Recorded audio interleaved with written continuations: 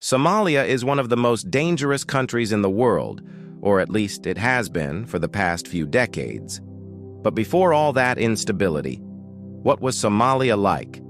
Before the 1990s, Somalia had a pretty standard history, just like any other country.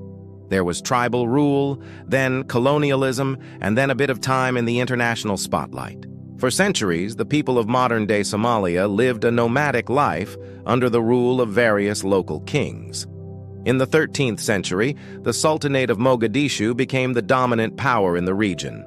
The Sultanate controlled trade along the coast and was a major hub for the Indian Ocean trade network. During this time, Somalia was known as one of the most prosperous regions in all of Africa.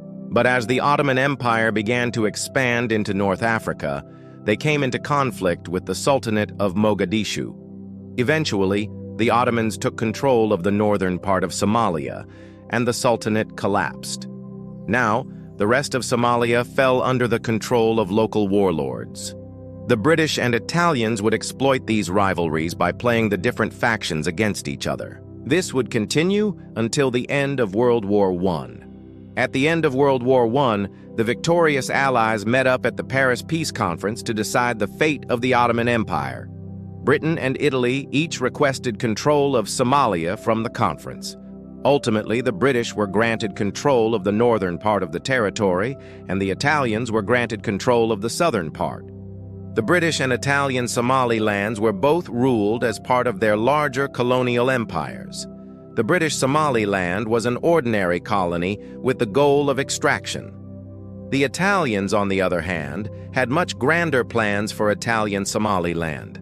The Italians had recently acquired a new ideology called fascism. Fascism is basically Italian for extreme nationalism.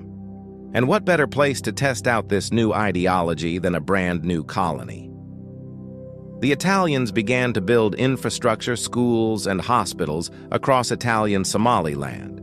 They also brought in thousands of Italian settlers to take control of the most important parts of the economy. Despite all of this investment, the vast majority of the Somali people saw little improvement in their daily lives. Most of the new infrastructure was built in urban areas where very few Somalis lived. Instead, the Somali people were still living a nomadic life.